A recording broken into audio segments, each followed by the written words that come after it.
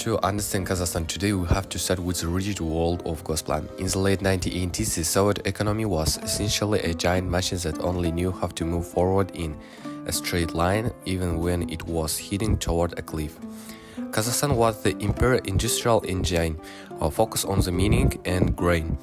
But decisions were made in Almaty, they were made in Moscow. Efficiency didn't matter as much as meeting a quota. If the plant said to productive 5 tons of nails, the factory would make one massive, useless 5-ton nail just to check the box. Once the Soviet Union collapsed in 1991, that machine didn't just stop, it shattered.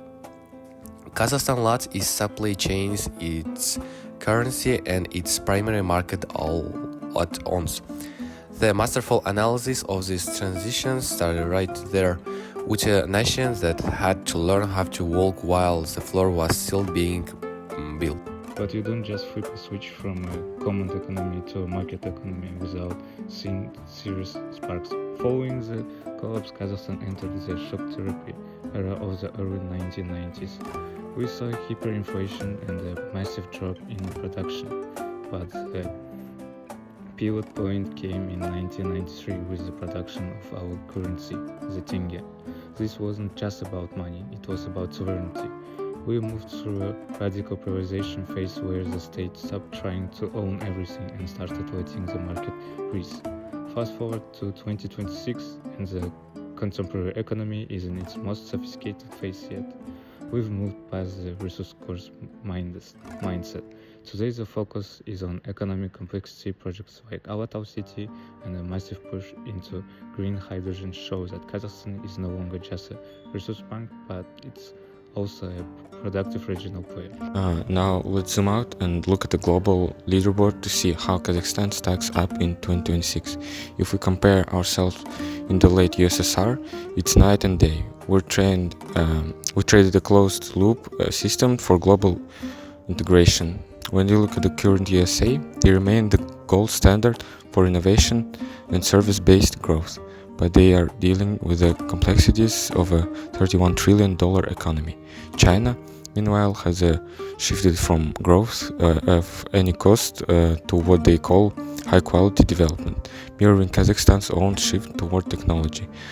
Then there's India, the world's current growth engine, expanding at over 6%, while India has the demographic number. Kazakhstan actually holds a significantly higher GDP per capita. We aren't trying to be the next superpower, but we are positioning ourselves as the most independable middle power in the world. Finally, we have to look at our neighbors to see if Kazakhstan's path was the right one. In the CIS region, the results vary wildly. Russia, once the regional anchor, has become a fortress economy, stable but increasingly isolated and focused on self-sufficiency over growth. This has actually created an opening for Kazakhstan to become the primary gateway between Europe and Asia. Then you have Uzbekistan, which is currently in the middle of its own sprint towards liberalization. They're growing fast, but Kazakhstan's economy is still nearly 3 times larger in terms of total GDP. While countries like Kyrgyzstan and Tajikistan are still struggling with reform fatigue, Kazakhstan has used its wealth to build institutions like the AIFC. In conclusion, the transition is over. We are not a post-Soviet economy anymore. We are a modern, diversified market that has officially graduated from the shadows of the plan.